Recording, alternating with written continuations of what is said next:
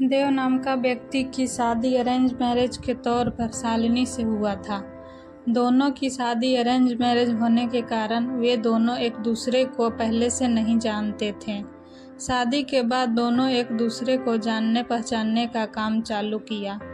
कुछ ही दिनों में दोनों एक दूसरे को अच्छी तरह से पहचानने लगे थे। जब दोनों में अच्छी तरह से पहचान हुआ, दोनों एक दूसरे को समझने लगे, तो देव को लग रहा था कि उसे एक बेहतर ही पत्नी मिली है, क्योंकि उसे पूरी तरह से समझने के बाद उसे समझ में आ गया था कि लव मैरिज करना कोई ज़रूरी नहीं है, अरेंज मैरिज में भी अच्छी पत्नी मिल जाती है।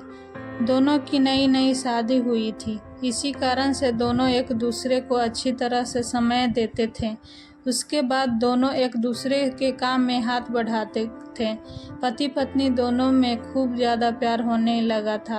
अब उसकी पत्नी भी देव को समझ गई थी और किसी भी प्रकार का कोई काम या किसी प्रकार की कोई सम्मान ज़रूरत पड़ने से पहले ही उसकी पत्नी उसके सामने हाजिर कर देती थी। एक दिन देव अपने दोस्त सूरज को अपने घर दावत पर बुलाया था। देव और शालिनी के प्यार देखकर सूरज बोला कि तुमने तो अरेंज मैरिज की है, लेकिन तुम्हारी पत्नी बहुत अच्छी है, तुम्हारा बहुत ज़्यादा ख्याल रखती है और तुम दोनों भी अच्छी तरह से अपना काम कर रहे हो। तुम्हारी पत्नी तो बहुत ज़्यादा खूबसूरत है और हर काम में तुम्हारा बहुत ज़्यादा ध्यान रखती है।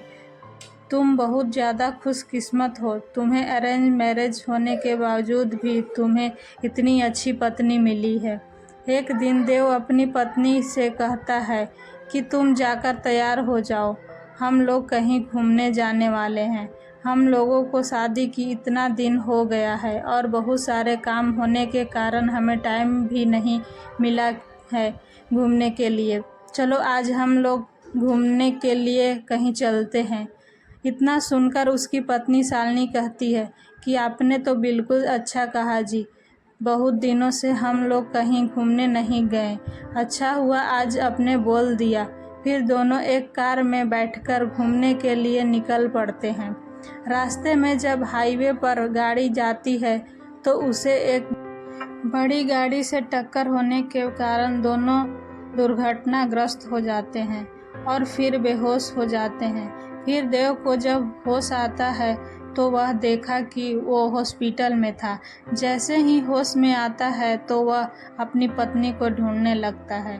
तभी अपनी पत्नी को ढूंढते ढूंढते दूसरे कमरे में चले जाता है, जहां वह देखता है कि उसके सर अथवा पैर में तो बहुत ज़्यादा चोट आई है।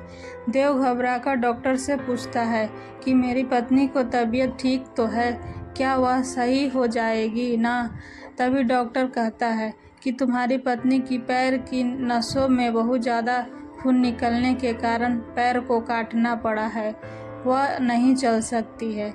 इतना सुनते ही शालिनी की आंखों में आंसू आ जाता है और कहती है कि मैं आपके ऊपर अब बोझ बन गई हूँ। उसके बाद देव कहता है कि ऐसा कोई बात नहीं है, इतने दिनों से तुमने मेरा ख्याल रखा था, अब मेरा फर्ज बनता है कि मैं भी तुम्हारा ख्याल रखूँगा। अब दोनों साथ मिलकर अपने घर की तरफ रवाना हुए। घर जाकर दोनों एक दूसरे के बिना न रहने की कसम खाई। फिर उसके बाद अपनी जॉब को छोड़कर घर से ही वर्क फ्रॉम होम किया करता था। साथ ही घर रहकर अपने पत्नी को मदद तथा उसके देखभाल किया करता था। इसी तरह एक दिन फिर सूरज देव का दोस्त उसके घर आता है और फिर कहता है कि तुम तो घर के काम करने लगे हो, तुम्हें बहुत अच्छा बिजनेसमैन हो, तुम अपनी ज़िंदगी क्यों बर्बाद कर रहे हो एक लड़की के कारण? तुम अपनी दूसरी शादी कर लो, चाहे तो इसे भी अपने पास ही रखो, लेकिन तुम कंपनी में चलो, काम करो। इसके बाद देव कहता है कि मेरी पत्नी से बढ़कर मेरी ज़िंदगी में कुछ भी नहीं है, मैं उसकी देखभाल हमेशा करूँगा और करता ही रहूँगा, क्योंकि हमेशा से ही मुझसे प्रेम करती है और हमेशा से ही हम लोग पति पत्नी आपस में प्रेम करते रहेंगे। फिर वह अपने दोस्त को कहता है कि तुमने एक बार आया था और मुझसे कहा कि तुम्हारी पत्नी बहुत अच्छी है, तुम बहुत खुशकिस्मत हो, तुम्हें ऐसी पत्नी मिली है। फिर आज क्या बात है, तुम इस प्रकार के बात मेरी पत्नी के लिए क्यों उपयोग कर रहे हो? आखिरकार जितना दिन उसने मेरी मदद की है, मेरी भी फर्ज बनता है कि मैं उसे ज़िंदगी भर मदद करता रहूं। इतना सुनते ही पीछे से उसकी पत्नी भगवान से प्रार्थना की, भगवान आपने मुझे इतना अच्छा पति दिया है कि मैं इसका शुक्रिया कैसे अदा करूंगी।